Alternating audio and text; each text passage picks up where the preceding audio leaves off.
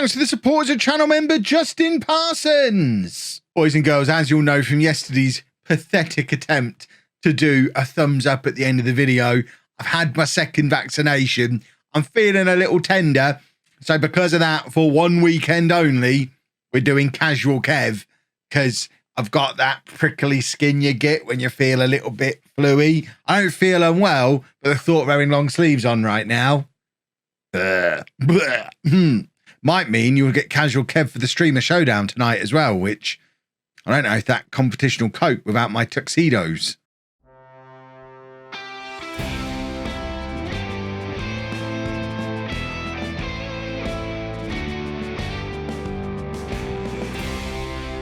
Welcome to part 57 of Bourne in the USA. I'm Kevin. Coming up on today's episode, we have two games for you. Firstly, we're away against top of the table and long-time rivals Carolina, who look like they've already got promotion wrapped up. And to be fair, both them and Baltimore look like they're going up automatically. We have to keep the rivalry going by making sure we go with them. So we face them first, and then we're also at home against Long Island in the second match of today's episode. There has been a little bit of transfer news since the last episode. We've had a couple of players just walk out on us because they were on non-contracts. I guess this is the issue.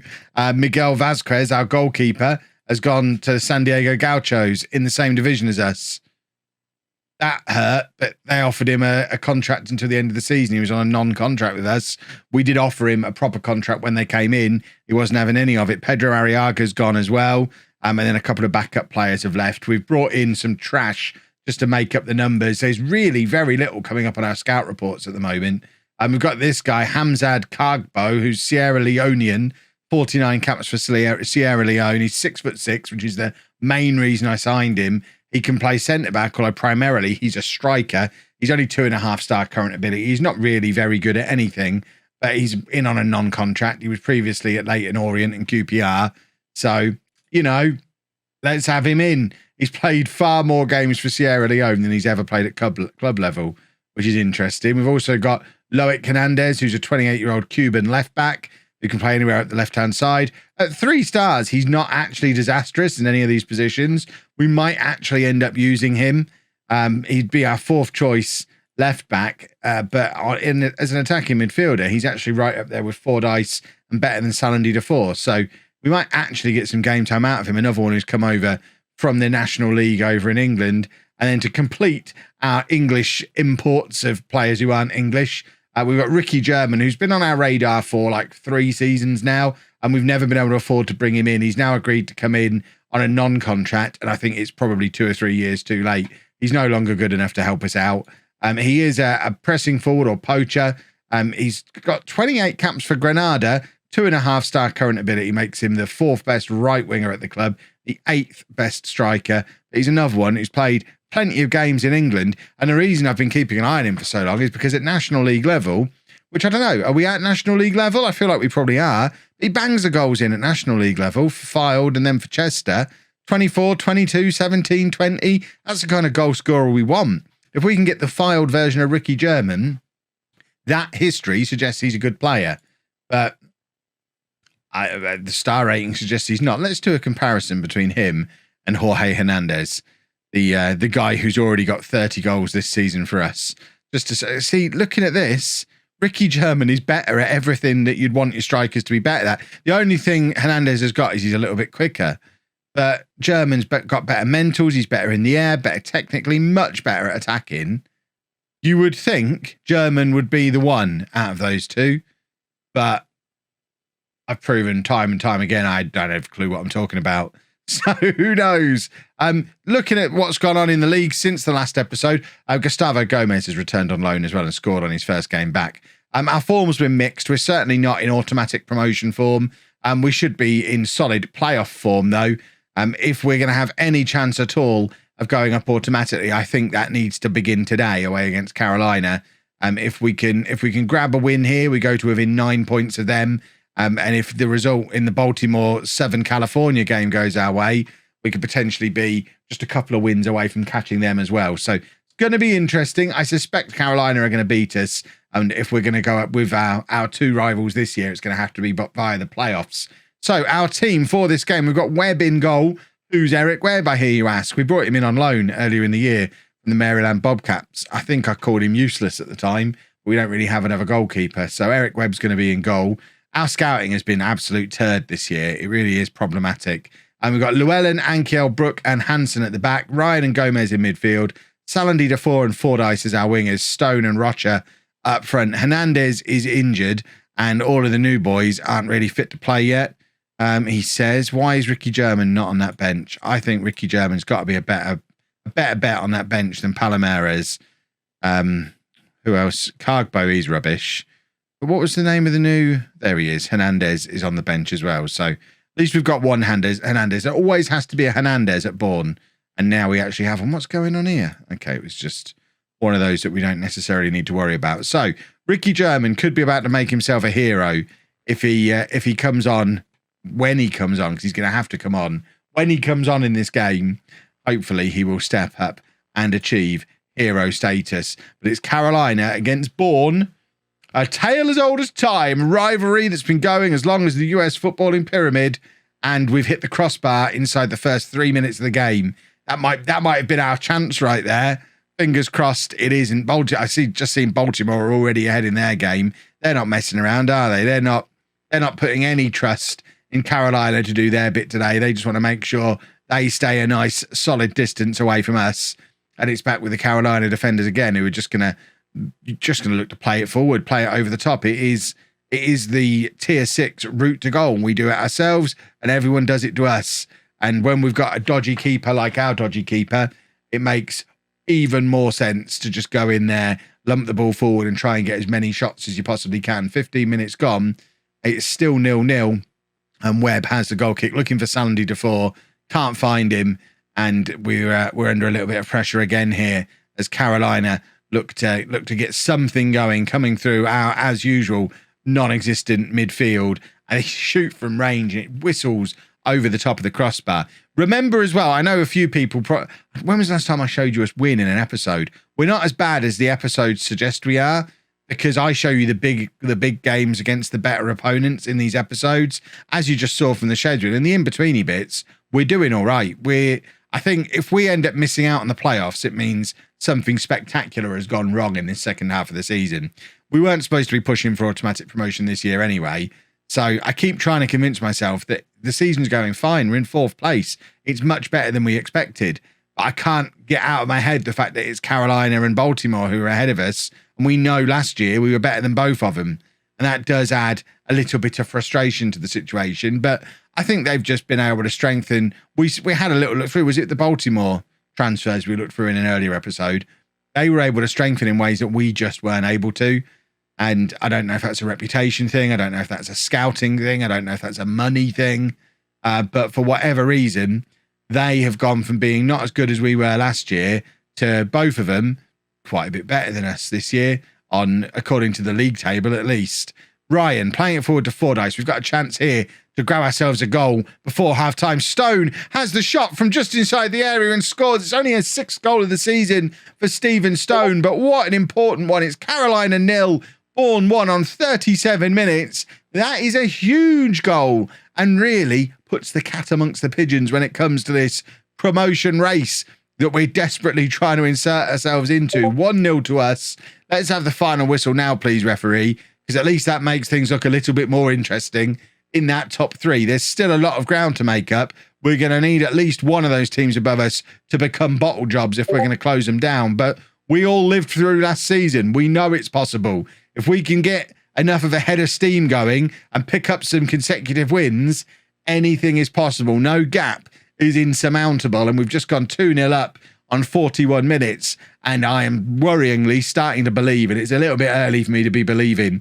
I'm usually still in full pessimism mode in January, but we've had a couple of decent efforts and a couple of early goals here in this game. We're not playing spectacular football. We're not particularly in control of the match. We've only got 0.3 for XG, but the random number generator has fallen our way today, and we find ourselves 2-0 up at half-time. Long may it continue.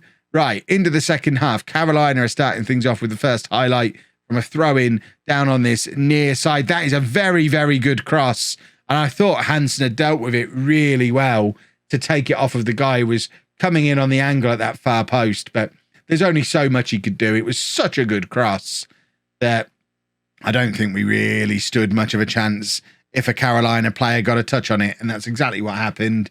They've scored almost immediately after the restart, and we now need to take a breath, regroup, and make sure that we don't let them back into this game immediately upon the game getting back up and running again. Gomez from range has immediately replied. He's been back 4 games, and that's his 2nd goal since returning. Gomez has come back a new man. We've seen it with Hernandez and looked at it an episode or 2 ago. Our training and development is absolute dog turd.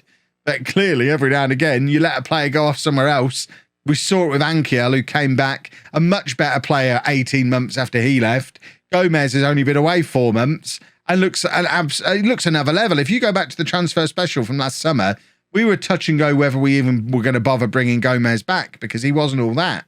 He's looked like a different man since just having a few months training back with his parent club again. We need to get some of these coaches and training facilities and things like that I hear about. In order to do that, we need Goran Pavlov to put his hand in his pocket and get some investment going, and it just doesn't seem very likely. The man's got no money. Stone playing the ball forward to Rocha. He can't get anything on it, but Salandi Defoe is going to give him another go. Stone is in the middle, and Rocha plays the ball far too early. Stone hadn't even entered the penalty area yet, and now Carolina have got the chance to hit us on the break, and we need somebody to get a foot in here. They've played it through us very, very easily, but then the shot goes wide, and we've had a little bit of a let-off there.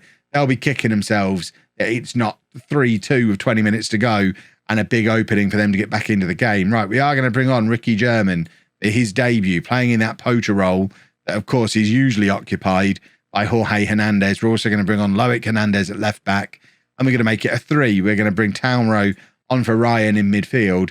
All eyes on Ricky German. Could he be the striker that we've been dreaming of?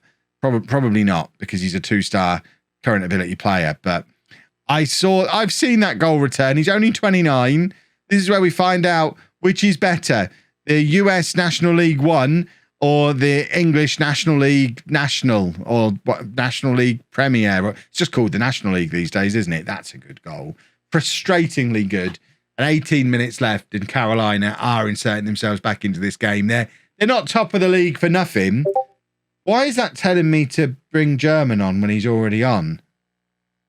I'm going to ignore that because I'm a little bit worried it's going to cause all sorts of problems. But German is definitely on. Let's have a goal from him, please. Fordyce brings it down nicely. Stone's got the chance to get the cross in. He does, looking for German, but can't find him. And it's Gomez who picks the ball up again in midfield. Townrow now alongside him, and Gomez playing it out to Fordyce. German's 1,000 miles offside. Stone shooting from range, almost not needing German. And German was lurking around, looking for the deflection, looking for the ball to come back off of the crossbar. He would have been offside if it had have done, but it didn't. He wasn't. Everyone's happy. And with just a couple of minutes remaining in this game, there is a mugging afoot. Look at that XG. Look at the shots. Look at every stat on those match stats. Carolina deserve a win, never mind a draw.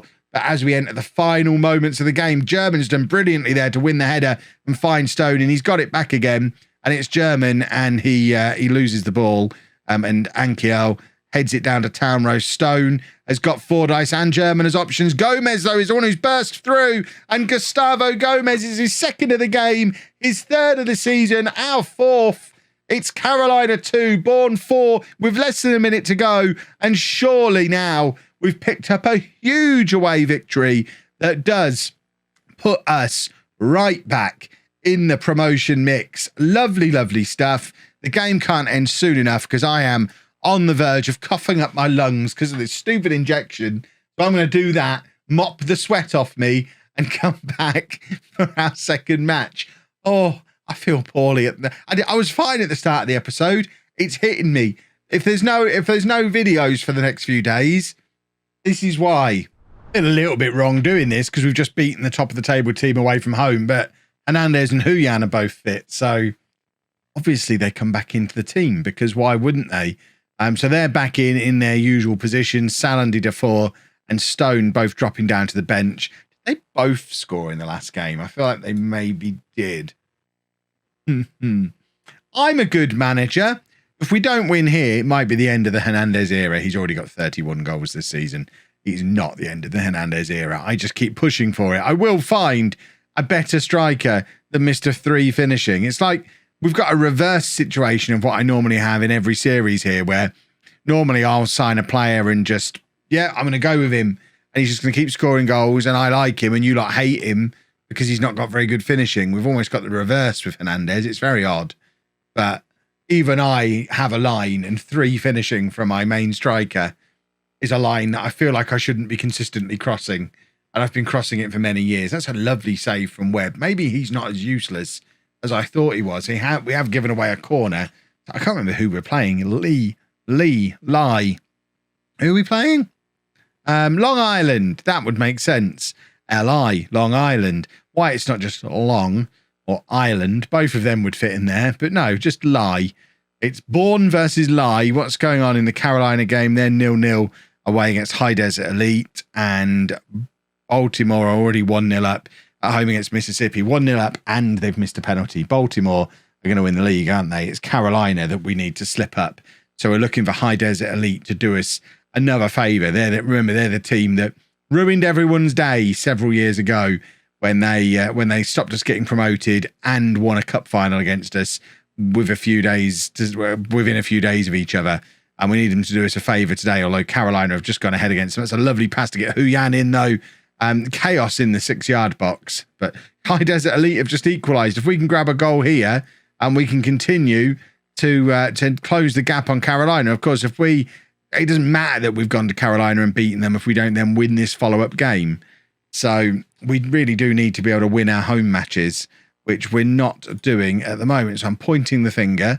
Long Island are down in 8th place, so they're a team that we could potentially face in the playoffs if we end up in the playoffs.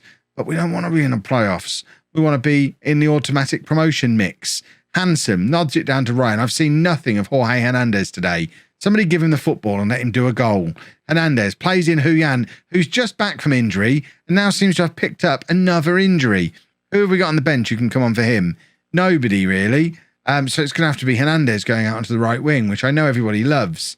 But we don't have Salandi Defour on the bench to come on. So Stone's going to come on. We're going to do this. I mean, I think in the circumstances, it's probably okay because we haven't seen anything at all from Hernandez today. Anyway, maybe he'll conjure up something a little bit more from out a little bit wider. We're shuffling a few other positions around as well, trying to generate anything in the way of an opportunity. It's been a very, very quiet game. We've only had 2 shots on target. We're behind for XG. We just don't seem to be doing anything. I'm offering some encouragement now. And what I really want to do is just stand there and scream at them to do some football. We just beat Carolina away from home. This is an opportunity, but their goalkeeper comes flying out to just cut out any danger from the ball being lumped into a crowded penalty area. And now they're looking for the ball over the top for the counter-attack, but Hansen is there and collects and plays it forward to Townrow. Brook lumping it forward to Stone, who flicks it out to Hernandez. We've got Rocha ahead of him.